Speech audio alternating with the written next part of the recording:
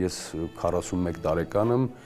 փողոցում չեմ տեսել մեկը մյուսին ատրճանակով կրակի ու սպանի, բայց մեր սերիալների 90%-ը օպերայի շրջակայքում կարող է իրար ջուր լեն։